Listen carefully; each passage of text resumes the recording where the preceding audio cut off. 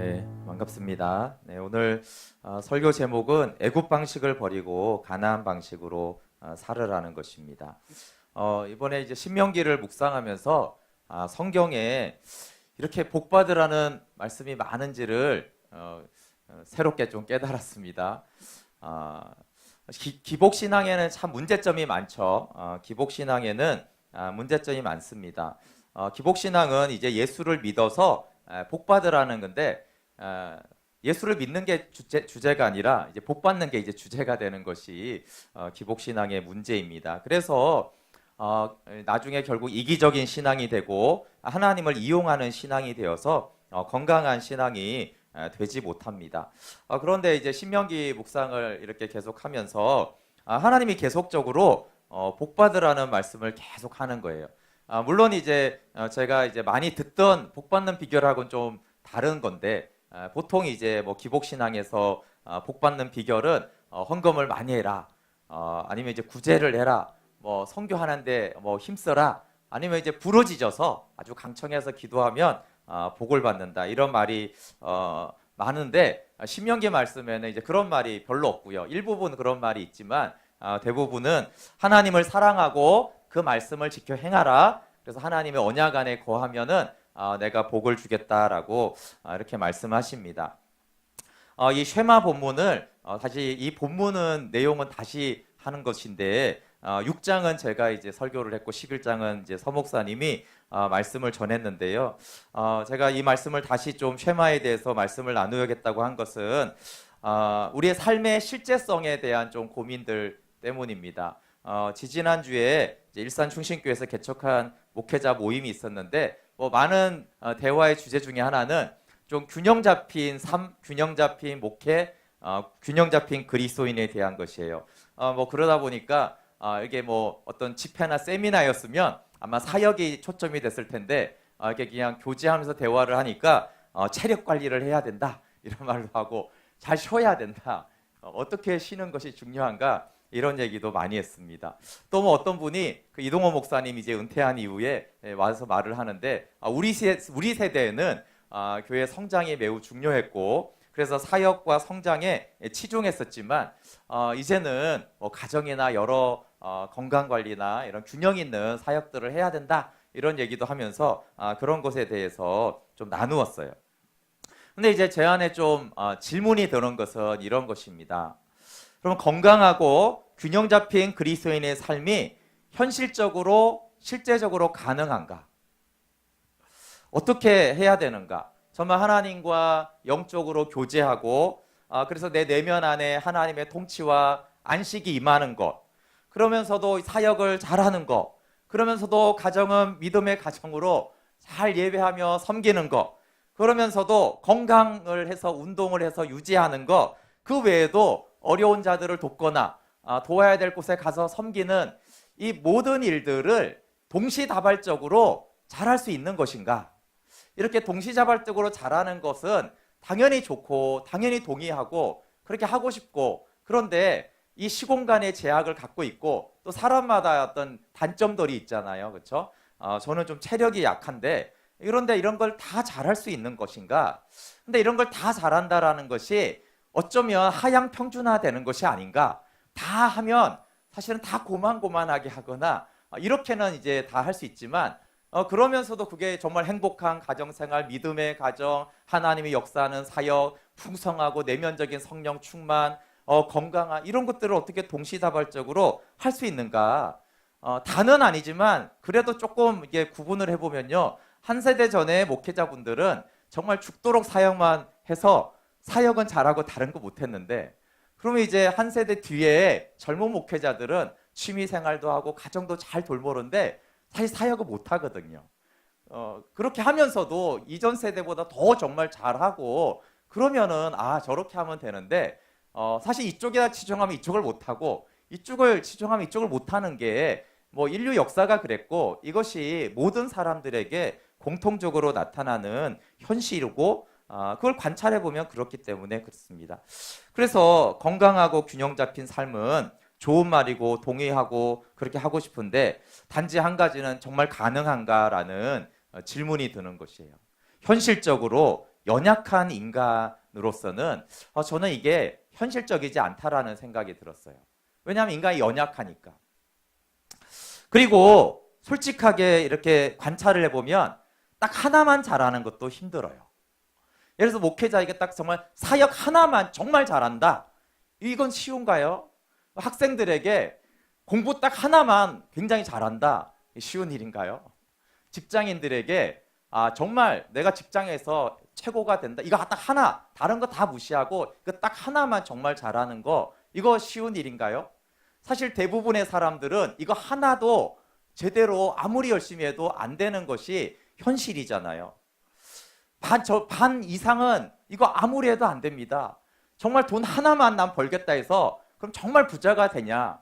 그 일부분만 되는 것이지 딱 하나만 목적 삼아서 평생 그것만 매달려도 많은 사람이 거기서 이제 실패하는 것이 이게 현실인데, 단 하나가 아니라 여러 가지를 동시다발적으로 잘하고 이게 복된 삶이고 어쨌든 이게 행복하다, 이렇게 이제 할 수 있는가라는 것이 이것이 이제 현실적인가에 대한 문제가 있었습니다. 그래서 제가 이 신명기 쉐마 본문에 대해서 다시 좀 묵상하고 좀 말씀을 나누고 싶었어요. 그런데 하나님은 뭐라고 하시냐면 그게 가능하다라고 신명기에서 계속 말씀하는 거예요. 여러 가지 모든 일을 동시다발적으로 잘 하는 것이 가능하다라고 하나님은 말씀을 하시더라고요. 왜냐하면 하나님이 하시면 그렇게 된다는 거예요. 하나님이 하시면. 근데 이제 언제 그게 되냐면 너희가 쉐마를 할 때 내가 그렇게 해주겠다라는 말씀을 하는 거예요. 여러분, 우리 신명기 6장 1절에서 3절 한번 앞에 있으니 같이 읽어볼게요. 시작. 이는 곧 너희의 하나님 여호와께서 너희에게 가르치라고 명하신 명령과 규례와 법도라. 너희가 건너가서 차지할 땅에서 행할 것이니 곧 너와 내 아들과 내 손자들이 평생에 내 하나님 여호와를 경외하며 내가 너에게 명한 그 모든 규례와 명령을 지키게 하기 위한 것이며 또 내 날을 장구하게 하기 위한 것이라. 이스라엘아, 듣고 삼가 그것을 행하라. 그리하면 내가 복을 받고 내 조상들의 하나님 여호와께서 내게 허락하신 것과 같이 적과 꿀이 흐르는 땅에서 내가 크게 번성하리라. 네, 이 복을 받고 크게 번성하는데 도대체 어떻게 구체적으로 복을 받고 번성하는지가 10절부터 11절에 나오고 있어요. 한번 그 뒤에 넘겨주시고 한번 볼게요. 시작. 내 하나님 여호와께서 내 조상 아브라함과 이삭과 야곱을 향하여 내게 주시라 맹세하신 땅으로 너를 들어가게 하시고 내가 건축하지 아니한 크고 아름다운 성읍을 얻게 하시며 내가 채우지 아니한 아름다운 물건이 가득한 집을 얻게 하시며 내가 파지 아니한 우물을 차지하게 하시며 내가 심지 아니한 포도원과 감람나무를 차지하게 하사 내가 배불리 먹게 하실 때, 이 부분은 이미 설명했기에 자세하게는 안 해도 되겠죠. 가나안 족속, 우리보다 더 강한 적을 이기게 해주겠다. 여러분, 우리 안에 있는 어둠의 권세나 우리의 자아를 우리가 이길 수 없는데 하나님 그걸 이기게 해주시겠다라는 거예요. 그 외에도 성읍, 집, 우물, 포도원과 감람나무, 먹는 거, 마시는 거, 살 거, 이런 모든 것들에 대해서 말하는 걸 한마디로 하나님 말하는 것은 뭐냐 하면요, 모든 일이 건강하고 균형 있게 잘 되게 하겠다라고 이제 약속을 하신 것이죠. 그런데 여기에 이제 조건인데 무엇을 행하면, 그것을 행하면이라는 단서가 있기 때문에 도대체 그것은 무엇이냐 하면은 4절부터 7절을 행하면 내가 그렇게 책임져 주겠다라고 말하는 것이죠. 우리 4절부터 7절 한번 넘겨주시고요. 같이 읽어볼게요. 시작. 이스라엘아, 들어라. 우리 하나님 여호와는 오직 유일한 여호와이시니 너는 마음을 다하고 뜻을 다하고 힘을 다하여 내 하나님 여호와를 사랑하라. 오늘 내가 내게 명하는 이 말씀을 너는 마음에 새기고 내 자녀에게 부지런히 가르치며 집에 앉았을 때든지 길을 갈 때든지 누워 있을 때든지 일어날 때든지 이 말씀을 강론할 것이며. 그것을 행하면인데 이게 사실 딱 하나를 하라는 거예요. 딱 하나가 뭡니까? 하나님 사랑하라는 거예요. 근데 이제 하나님 어떻게 사랑하냐에 대해서 마음을 다하고 뜻을 다하고 힘을 다하여 너의 하나님을 사랑하고, 그 마음을 다해서 뜻을 다해서 힘을 다해 사랑하는 게 뭐냐라고 했을 때 그것은 말씀을 듣고 그 말씀을 준행하는 것이다 라고. 그러니까 딱 한마디로 하면 하나님 사랑하는 거죠. 딱 하나를 하면은 나머지는 내가 다 보너스로 네가 하는 일에 내가 복을 주어서 책임지겠다라는 것이에요. 그런데 여러분 이 마음과 뜻과 힘을 다하여 하나님을 사랑하는 것에 대한 오해가 있습니다. 우리가 이제 현실성을 오히려 성경에 물어야 되지만 또 하나님의 말씀을 우리의 현실로 이렇게 왜곡하는 현상들이 많이 있는데 그러면 안 됩니다. 어떤 거냐면 예를 들어서 열심히 일을 하고 남은 시간을 최대한 하나님을 사랑하고 교제하는데 사용하는 것이 이 말씀을 지키는 것이라고 오해하는 거예요. 아니면 좀 더 이제 여유가 있는 사람들은 열심히 일하고 좀 취미 생활도 하고 여가 생활도 즐기고 그 다음에 나머지 최대한 하나님을 사랑하고 말씀을 보고 기도하는데 열심을 내야지. 이렇게 하면은 마음과 뜻과 힘을 다해서 하나님을 사랑하는 것이라고 착각을 하는 것입니다. 근데 하나님은 그렇게 말씀하지 않았고요. 마음을 다하고 100% 마음과 100% 뜻 그리고 100% 힘을 다 하나님을 사랑하는 데 사용하라고 했지 자기가 일하는데 70% 80% 에너지 사용하고 남아있는 에너지가 10% 20%일 때 그 10%와 20%의 힘을 다해서 하나님을 사랑하는 것은 쉐마가 아닌 것입니다. 그러면 이제 질문 있잖아요. 그럼 돈은 어떻게 벌고 어떻게 먹고 살고 내 가정과 취미와 즐거움을 어떻게 하는 말인가? 코미디언이 소원은 누가 먹이냐 이런 말을 했는데 사실 소원은 누가 먹이냔 말이에요. 그렇죠? 맨날 100% 마음과 뜻과 힘을 다해 하나님을 사랑하는데 소는 누가 먹이고 밭은 누가 갑니까? 근데 그것에 대해서 하나님이 뭐라고 말씀하시냐면 그것을 내가 돌봐주겠다라는 거예요. 소는 내가 먹이겠다는 거예요. 밭의 물은 내가 될 테니까 염려 끄고 하나님만 사랑하는 것입니다. 여러분 그래서 모든 일을 균형 있게 잘하는 비결은 전적으로 하나님을 사랑함으로 말씀을 준행하는 것이에요. 그래야지만 우리의 영적인 생활과 가정과 건강과 자녀와 직장이나 이런 모든 것들을 하나님이 돌봐주셔야지만 우리는 되는 삶을 사는 것입니다. 아무것도 안 한다라고 성경이 말하지 않고 하나님 이렇게 말씀하셨어요. 너희 손으로 하는 일에 내가 복을 준 것을 기뻐하라고 그랬어요. 그럼 100%를 드린다는 것은 하나님이 우리 손으로 하는 일에 하나님이 복을 주는 것이에요. 그럼 우리가 하나님을 믿는데 내가 하는 일에 하나님이 복 주신 걸 경험 못했으면 정말 불행한 것입니다. 그럼 공부하는데 하나님이 복을 주는 공부가 있고 자기 노력과 열심으로 공부 잘하는 것이 둘 다 공부를 잘해도 이게 방법이 다릅니다.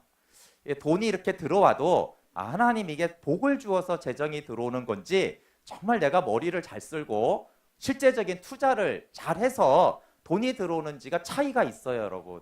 근데 우리가 인생을 살면서 이게 하나님이 주신 복이구나. 이 재정은 하나님에 의해서 들어온 것이구나. 이 성적이 하나님이 주신 것이구나. 이 관계 회복이 내가 이렇게 말을 잘해서 그런 게 아니고 하나님이 주신 것이구나. 이 건강이 하나님이 이렇게 주신 것이구나. 내가 건강 관리를 잘해서 또 건강합니다. 근데 하나님이 주신 건강과 이게 달라요. 그래서 하나님이 돌보신다라는 것은 내가 하는데 하나님 복 주지 않으면 이게 안 되는 거예요. 근데 하나님이 주시면 그냥 됩니다. 설교도 마찬가지죠. 여러분 설교에서 사람이 변합니까? 안 변합니다, 여러분. 하나님이 말씀 전하는데 복을 주셔야 돼요. 그러면 사람들이 변하죠. 근데 안 그러면 아무리 해도 속에 경을 낍니다. 그렇죠? 하나님 복 주지 않으면 엄청난 에너지, 엄청난 시간을 써도 아무것도 아닌 것이 있고 하나님이 그곳에 복을 주시고 함께 하시면 그 한 번이 하나님의 역사와 능력들이 나타나기 때문이에요. 그래서 근데 그러면 우리가 마음을 다해 하나님을 사랑한다는 뜻이 그럼 뜻과 힘도 다 마찬가지인데 이 마음을 다해서 하나님을 사랑한다는 것이 어떤 의미인지 좀 생각해 봐야 됩니다. 제가 많이 오해를 한 것은 뭐냐 하면 내가 마음을 다해서 하나님을 사랑한다는 것을 내가 하나님을 위해 열심히 사역하는 것으로 생각을 했어요. 근데 그게 불충분하다는 것을 좀 알게 되었어요. 여러분 사랑하는 사람을 위해서 그럼 열심히 돈 벌고 일해서 가정을 돌보고 먹고 싶은 거 사고 싶은 거 사주는 거 사랑 아니냐? 맞죠? 근데 그것으로 불충분합니다. 마음과 뜻을 다하여라는 것은 사역을 하면서도 늘 마음이 하나님과의 교제에 있어야 돼요. 그럼 사랑하는 사람이 당연히 돈을 벌어야죠. 근데 돈을 버는데 마음은 어디 있어야 된다고요? 사랑하는 사람과의 교제에 있어야 되는데 돈을 벌면서 돈의 마음이 있어요. 그게 아니라는 거예요. 마음을 다하는 것이. 그러니까 돈을 열심히 벌다가 10분간 쉬어요. 그럼 누구 생각해야 돼요? 돈 벌 생각을 하는 게 아니고 10분간 휴식. 그러면 그 사랑하는 사람, 왜 사랑하는 사람을 위해 돈을 벌고 있기 때문에 그 사랑하는 사람을 생각하고, 요즘같이 이제 폰이 많으면 전화를 하는 거예요. 목소리 듣고 싶어서 그랬어. 그냥 마음이 사랑하는 데 있고 그 사랑하는 사람을 위해 돈을 벌기 때문에. 그런데 어떤 문제가 생기냐 하면요, 사랑하는 사람을 위해서 돈을 버는데 돈을 벌다 보니 마음이 돈에 가 있어요. 그래서 1시간 쉬어도 오직 1시간 동안 계속 돈을 어떻게 벌지 연구하고 온 마음과 뜻과 힘이 돈을 버는데 가 있어요. 근데 자기 생각은 이래요. 나는 사랑하는 사람을 위해서 돈을 버는 거야. 그리고 근무 시간이 심지어 끝났는데도 돈을 덜 벌기 위해서 거기 매달리고 있어요. 그 사랑하는 사람한테 가지도 않아요. 이게 가도 되는 시간이라고 회사에도 말해도 안 가는 거예요. 근데 여러분, 이게 사역에 동일하게 나타나요. 주님을 사랑해서 사역을 열심히 하면요, 이제 쉬는, 사역을 하다가 쉬잖아요. 그러면 주님과 교제해야지, 기도해야지 이런 생각이 안 들고요. 쉬어야지. 너무 열심히 사역하면 영화 한 편 봐야지 이런 생각이 들지, 주님과 교제하는데 마음이 안 드는 거예요. 그리고 사실은 계속 사역을 어떻게 더 잘해야 될까를 계속 궁금해요. 그만 끝났는데, 사역이 오늘 끝났어요. 또 생각해요. 어떻게 이 사역을 잘할 수 있을지. 그런 오류가 에베소 교회에 있었습니다. 에베소 교회. 에베소 교회는 하나님도 인정했어요. 너 진짜 열심이다. 너 진짜 수고한다. 너 진짜 잘 참았다. 너 정말 나를 사랑해서 열심히 충만했다. 이걸 인정했는데 한번 읽어볼게요. 여러분, 봉사를 하면서 하나님을 향한 마음이 식어지지 않는가? 한번 계시록 2장 2절부터 읽어볼게요. 시작. 내가 내 행위와 수고와 내 인내를 알고 또 악한 자들을 용납하지 아니한 것과 자칭 사도라되 아닌 자들을 시험하여 그의 거짓된 것을 내가 드러낸 것과 또 내가 참고 내 이름을 위하여 견디고 게으르지 아니한 것을 아노라. 그러나 너를 책망할 것이 있나니 너의 처음 사랑을 버렸느니라. 그러므로 어디서 떨어졌는지를 생각하고 회개하여 처음 행위를 가지라. 만일 그리하지 아니하고 회개하지 아니하면 내가 내게 가서 내 촛대를 그 자리에서 옮기리라. 아멘. 여러분, 그 하나님이 인정할 정도의 수고와 인내가 쉬운 거 아닙니다. 사람도 쉽지 않거든요. 사장이 인정하는 직원이 별로 없고 사실은 담임 목사가 인정하는 부목회자가 별로 없어요. 근데 하나님이 하나님이 너 알아. 네가 얼마나 수고했는지 내가 안다. 네가 얼마나 있는지 내가 다 알아. 어떻게 참았는지 정말 게으르지 않고 나를 섬긴 걸 내가 다 안다. 그런데 뭐예요? 그렇게 열심히 주님을 사랑해서 하나님을 섬기다가 처음 사랑을 잃어버렸어요. 하나님 사랑하는 마음이 없어졌어요. 이제는 시간이 있는데, 체력이 있는데 하나님 사랑하지 않아요. 하나님 말씀 앞에 가는 것이 기쁘지가 않아요. 끝났는데도 계속 진리를 수호해야 된다라고 세미나를 열고 이미 이단은 나갔는데도 계속 그 논의를 하는 것이죠. 그럼 마음을 다하고 뜻을 다하고 힘을 다하여 하나님을 사랑하는 것만이 중심이 돼야지, 그것이 마음과 뜻과 힘을 다해서 하나님을 사랑하는 것입니다. 그럼 우리가 마음을 다하고 뜻을 다하고 힘을 사랑해야 될 더 중요한 이유는 세상살이가 치열하기 때문에 오직 하나님을 사랑해야 돼요. 어떤 분이 이런 말을 했잖아요. 너무 바빠서 기도합니다. 이 말이 정말 마음으로 이해돼야 돼요. 너무 바빠서 기도합니다. 이게 논리적으로 맞지 않잖아요. 그렇죠? 근데 이 말이 그것 좀 안 맞는데, 좋은 말이지만 안 맞다 이러면요, 아직도 이 세상살이를 만만하게 보는 거예요. 여러분, 이 세상살이 만만하지 않아요. 만만하지 않기 때문에 기도해라는 거예요. 만만하지 않기 때문에 마음과 뜻과 힘을 다해 하나님을 사랑해야 됩니다. 너무 치열하고 너무 바쁘고 너무 쉽지 않아요. 그 모든 것을 자랑하는, 거의 사실상 불가능에 가깝기 때문에, 하나님이 아니면 안 되기 때문에 하나님을 사랑해야 되는 것입니다. 여러분, 뭐 세상도 치열하지만 목회도, 한국교회 목회도 점점 어려워지고 있고 치열해져요. 다 인정하는 현실입니다. 제가 사역을 비교적 열심히 해봤는데요. 제가 사역 방식을 바꾸기로 했습니다. 어떤 거냐면요, 치열하니까 더 열심히 하는 게 아니라 예전보다 더 열심히 안 하기로 했어요. 사역을 열심히 안 해야겠다. 굳게 결심을. 근데 이게 결심을 해야 됩니다, 여러분. 하던 사람은 결심을 해야지 안 할 수가 있어요. 그럼 뭘 해야 되느냐? 마음과 뜻과 힘을 다해 하나님을 사랑해야 되는구나. 하나님을 사랑하는데 목숨을 걸어야지 사역하는데 목숨 걸면 안 돼. 이게 비슷하지만 다르다는 거예요. 비슷해요. 그러나 다릅니다. 그리고 내가 하는 모든 일에 하나님이 복 주시는 것을 믿기로 했습니다. 열심히 하는 이유는 하나님을 사랑해서도 있지만 하나님을 믿지 못하기 때문에 열심히 하는 것도 있거든요. 내가 해야 되는. 정말 하나님을 믿으면 하나님이 하시니까 열심히 하지 않아도 불안하지 않아야 되는데 열심히 하는 건 좋은데요. 열심히 안 하면 막 불안해요. 왜 그래요? 하나님이 복 주시고 함께 할 걸 못 믿으니까 불안한 거거든요. 그러니까 하나님을 사랑하고 하나님을 경외하고 말씀 앞에 서면 하나님이 복 주시는 것을 믿는 것이죠. 그리고 실험을 해보면 됩니다. 몸이 부서져라 내가 하는 것과 하나님이 복 주시는 것이 어떤 차이가 있는지를 실험을 해보면 되죠. 여러분 예수님은 어떤 식으로 일하셨어요? 네, 하나님 아버지께 복종하는 거 하나 외에는 하지 않았어요. 그것은 십자가에서 복종하는 것에 전부를 걸었죠. 이것저것 다 하려고 하지 않으셨고 그냥 하나님께 복종하는 것 하나를 했습니다. 다윗도 이 비밀을 알았어요. 그래서 다윗은 단 한 가지를 구했는데 이 평생에 주의 얼굴을 구하며 그분을 사랑하는 거 단 한 가지를 구했어요. 그리고 하나님이 어디를 가든지 이기게 하시거나 돌보시는 것들을 그가 그 비결을 알아서 그런 원리의 방식의 삶을 살았습니다.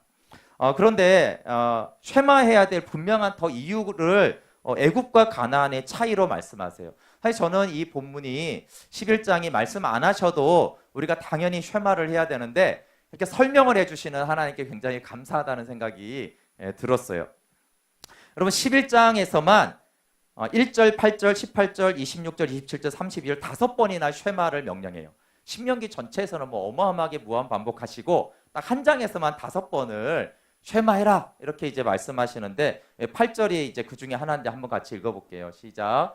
그러므로 너희는 내가 오늘 너에게 명하는 모든 명령을 지키라. 그리하면 너희가 강성할 것이요 너희가 건너가 차지할 땅에 들어가서 그것을 차지할 것이며 또 여호와께서 너희의 조상들에게 맹세하여 그들과 그들의 후손에게 주리라고 하신 땅 곧 젖과 꿀이 흐르는 땅에서 너희의 날이 장구하리라. 네, 그리하면이라고 이렇게 이런 말씀이 계속해서 나옵니다. 쉐마 명령은 당연한데 그 이유를 좀 더 설명해 주시면서 하나님이 인도하시는 가나안 땅은 젖과 꿀이 흐르는 땅입니다. 그렇지만 젖과 꿀이 흐르는 땅이라고 했지 애굽 땅이라고 하지 않았어요. 오히려 애굽 땅과 전혀 다르다라고 말씀을 하신 것입니다. 우리 10절에서 12절 한번 같이 읽어볼게요. 시작. 내가 들어가 차지하려 하는 땅은 내가 나온 애굽 땅과 같지 아니하니 거기에서는 너희가 파종한 후에 발로 물대기를 채소밭에 댐과 같이 하였거니와 너희가 건너가서 차지할 땅은 산과 골짜기가 있어서 하늘에서 내리는 비를 흡수하는 땅이요 내 하나님 여호와께서 돌보아 주시는 땅이라 연초부터 연말까지 내 하나님 여호와의 눈이 항상 그 위에 있느니라. 아멘. 네, 그다음 한번 넘겨줘 보세요. 여러분 애굽 땅은 우리가 잘 알지만 나일강이 있고 물이 있어서 비옥한 땅이에요. 너무 그러면 한강을 생각하면 되죠. 한강과 뭐 김포, 평야 이런 것들을 생각하면 크게 다르지 않습니다. 그러니까 이렇게 비옥한 땅이죠. 이제 물이 흐르고 땅이 이제 평탄하고 그러면은 언제든지 이제 물을 끌어와서 농사를 지으면 비옥하게 되는 땅이 농사가 잘 되는 땅이에요. 물론 그래도 이제 가뭄이 들면 힘든 건 맞지만 가뭄이 들어도 최소한의 물은 흐르기 때문에 기본 생존은 가능한 땅입니다. 여러분 애굽 방식이 어느 정도 통합니다. 이건 일반 은총이에요. 열심히 공부하면 공부를 더 잘하게 되는 것은 애굽에서는 애굽 방식이 통합니다. 공부 열심히 하고 인내하고 대인관계 잘하고 리더십 있고 통찰력 있으면 성공합니다. 왜냐하면 애굽에서 애굽 방식으로 농사를 지으면 나름대로 효력을 발휘하게 돼 있어요. 그 강연은 인터넷에 엄청나게 많습니다. 어떻게 하면 성공하는가? 어떻게 하면 애굽에서 잘 되는가? 애굽에서 농사 잘 짓는가는 인터넷에 강연이 무궁무진합니다. 물론 다수가 성공하는 건 아니에요. 애굽 방식은. 그냥 어차피 경쟁이기 때문에 그 강연자가 하는 말을 100명이 똑같이 하면 어차피 또 경쟁을 하니까 어차피 1등은 한 명밖에 없는 거고, 아무리 더 동시로 다 잘해도, 그러니까 이제 애굽 방식은 제한이 있어요. 그러나 어쨌든 경쟁에서 이기는 사람은 애굽에서 농사가 잘 돼서 애굽에서 풍요하게 삽니다. 그런데 하나님이 말씀하시는 것은 뭐냐면요, 가나안 땅에서는 애굽 방식이 안 통한다는 거예요. 애굽에서는 애굽 방식이 다는 아직 일부분 통하지만 가나안 땅에서는 애굽 방식이 안 통하세요. 그런데 하나님이 하나님을 믿는 백성에게는 어떤 땅을 주신다고요? 애굽에서 나오게 해서 가나안 땅을 준다는 거예요. 가나안 땅. 그래서 내가 받은 땅이 애굽 땅인지 가나안 땅인지를 알아야 돼요. 그러면 그냥 세상적으로 볼 때 애굽 땅과 가나안 땅이 중에 어느 게 더 좋아요? 예, 애굽 땅이 좀 더 좋을 수 있어요. 사실은 뭐 그게 그거예요. 사실 그게 그건데 제 말은 그냥 봤을 때 가나안 땅이 애굽 땅보다 객관적인 세상 기준으로 더 낫다고 할 수 있는 땅을 준 게 아니라는 거예요. 하나님이. 가나안 땅은 이른 비와 늦은 비를 하나님이 하나님의 때에 주셔야지 풍년이 되는 땅입니다. 그래서 과학적인 농사법이나 이런 인력 관리를 잘 하고 그런 것보다도 하나님이 비를 주지 않으면 안 되는 땅이에요. 예. 이 밑에 사진이 저게 이제 어디냐면 엘라 골짜기예요. 다윗과 골리앗이 싸웠던 곳에. 하나님 비를 내려주는 게 이제 천수답이어서 그 계단식론을 제가 사진을 할까 하다가 사실 이스라엘은 계단식론이 없습니다. 예, 저런 산과 골짜기가 있어요. 그런데 뭐가 다르냐면요, 강이 없어요. 강이. 요단강이 있지 않냐? 요단강은 저희 고향 시냇물 같습니다. 저희 고향이 이 폭이 10m에서 15m 되거든요. 저희 고향이 시골에. 요단강이 고만해요. 뭐 요즘 물이 줄어서 이제 10m가 안 되는 데도 있어요. 이스라엘의 강이 하나밖에 없는데 요단강이 그렇게 조그맣니다. 우리 동네에 있는 내천 같아요, 사실은. 그러니까 이런 쪽은, 이런 산과 골짜기가 있는 이쪽은 강이 전혀 없어요. 산과 골짜기만 있죠. 그런데 이제 어떻게 농사를 지냐면, 그러니까 하늘에서 비를 적당히 내려주시면 이게 강이 아니라 흡수했다가 나오는 것으로 이제 농사가 굉장히 그러나 잘 되는 땅이에요. 비가 잘 오면은 농사가 잘 되는 땅입니다. 그래서 이런 노은 이상으로 비가 잘 오면 여기도 농사가 굉장히 잘 되고 비옥한 땅이에요. 그렇지만 이제 여기는 항상 이제 물이 흐르고 저쪽은 이제 강과 시내가 없다라는 것이 차이점입니다. 그러니까 둘 다 옥토밭인데 이게 풍년이 드는 기준과 방식이 다르다라는 것이에요. 그러면 이제 언제 하나님이 비를 준다라고 말을 했냐면 네가 말씀을 준행하고 쉐마를 하면 내가 가나안 땅을 애굽 땅 이상으로 잘 되게 해줄 것이고, 그러지 않으면 폭삭 망한다는 거예요. 강이 없으니까. 여러분, 세상에서도 우리가 로마에서는 로마의 법을 따라야 된다 이런 말을 하잖아요. 여러분, 애굽에서는 애굽 방식을 따르는 것이 어리석은 게 아니에요. 물론 한계가 있다고 말했어요. 그렇죠? 일부분만 그곳에 성공을 할 것이지만 어쨌거나 애굽이니까 애굽의 원리가 통합니다. 그런데 가나안에서는 그럼 무슨 방식이 통하겠어요? 그럼 가나안에서는 가나안 방식만 통합니다. 애굽에서 가나안 방식을 하면은 되긴 하지만 그건 어리석은 거예요. 아니, 강이 있는데 왜 물을 댈 수 있는데 굳이 강물을 안 대고 계속 하늘만 쳐다보는 애굽에서 가나안 방식으로 농사 짓는 거 어리석은 거죠. 마찬가지로 여러분, 가나안에서 애굽 방식을 택하려고 하는 것은 매우 어리석은 것입니다. 가나안인데 지금 물을 끌어오려고 하는 거예요. 놀랍게도 현대과학은 물을 끌어오고 있습니다. 사실은 이스라엘 놀라운 그 농사법을 사실은 그 최첨단인데 제가 말하는 지금 2000년 전에 불가능한 것이에요. 예. 가나안에서는 가나안 방식만이 통하는 것을 아는 것이 매우 중요하고, 내가 애굽에 있는지 가나안에 있는지를 먼저 그래서 알아야 되죠. 내가 애굽에 있으면 애굽 방식을 쓰면 되고 가나안에 있으면 가나안 방식을 쓰면 되는 것이에요. 근데 하나님의 백성이 적과 꿀이는 가나안 땅에 딱 들어갔는데 애굽 방식으로 농사를 짓는 거예요. 그럼 어떻게 돼요? 젖과 꿀이 흐르는 땅에서 굶주리는 거죠. 젖이 안 나와요. 그곳에서는 그렇게 하면은. 그래서 애굽 방식을 사용하거나 우상을 섬기면 하나님이 비를 막으셔서 그 땅에서 비참하게 살다가 망할 것이다 라고 말씀하신 것입니다. 그거와 비슷한 원리가 하나가 있는데, 오해하는 것이 있는데, 하나님으로부터 가나안 땅을 받았다고 자동적으로 복이 되지 않는다는 거예요. 많은 그리스도인이 예를 들어서 이런 질문을 해요. 하나님이 만나게 해서 결혼했는데 불행하고 비극이다. 왜 그런 것인가? 하나님이 만나게 한 것이 아닌가? 이런 종류의 비슷한 질문을 굉장히 많습니다. 하나님이 들어가게 한 직장 같은데, 하나님이 주신 자녀인 것 같은데, 뭐 이런 거 굉장히 많아요. 비슷한 질문이. 이 질문의 이유는 이것입니다. 하나님이 만나겠다면 나는 이 결혼이 자동적으로 행복하게 될 거라고 믿었다는 거예요. 근데 여러분, 성경에 그런 약속이 있나요?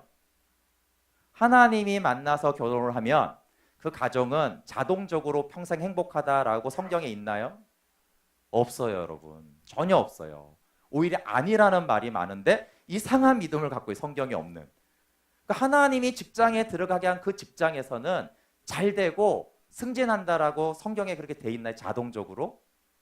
그런 말씀이 없어요. 하나님이 주신 자녀는 자동적으로 믿음 가지고 공부 잘하고 건강하게 큰다라는 말씀이 성경에 있나요? 없어요. 그럼 어떤 말씀이 있냐면요. 하나님을 사랑하고 말씀을 쉐마하면 내가 그렇게 하겠다는 말씀이 있어요. 그러니까 자동이 아니라 하나님을 사랑하는 자만이, 그러면 하나님이 만나게 한 그 가정에서 정말 하나님을 사랑해요. 말씀을 준행해요. 그러면 그 가정이 행복하게 해주겠다는 말씀이 있어요. 충분히 유추해 볼 수 있어요. 여러분, 하나님이 주신 직장에 취업했지만 언약 관계를 떠나면 그 직장에서 고난과 고통을 받아요. 하나님이 안 줬기 때문이 아니라 하나님이 주신 가나안 땅에 들어가서 애굽 방식으로 사니까 거기서 고난과 고통을 받고 불행하게 되는 것입니다. 그래서 우리가 성경에서 이 복에 대해서 제가 고민한 것은, 이게 기복신앙인가? 아닌데, 그럼 복을 계속 주신다는데 복은 구하는 게 아니다 이렇게 해야 되는가? 그것도 아니고, 그리고 하나님이 주시는 복은 무당이 말하는 복하고 종류가 달라요. 물론 영생의 복이라는 차원에서 전혀 다른 것도 있지만 이 땅에서 말하는 것도 전혀 달라요. 원리가 전혀 달라요. 무당이 말하는 복은요, 만사형통이에요. 그냥 잘 되는 거예요. 그냥 돈만 갖다 바치면 그냥 자동적으로 잘 되는 복을 말해요. 근데 하나님이 주시는 복은 애굽 땅을 받은 것이 아니어서 애굽의 원리가 통하지 않는 복이에요. 그러니까 하나님이 주신 땅은 하나님의 말씀대로 해야지 복이 되는 땅이란 말이에요. 근데 믿는 자는 애굽이나 가나안 중에 선택해서 받는 게 아니고요, 100% 가나안 땅을 받는다는 거예요. 믿는 자는 100% 가나안 땅을 받아요. 그럼 100% 가나안 방식을 따라 살아야 되죠. 근데 가나안 땅을 받아놓고는 나일강을 의지하는 거예요. 만사형통을 기대하는 거예요. 가나안 땅에서는 그렇지가 않은데요.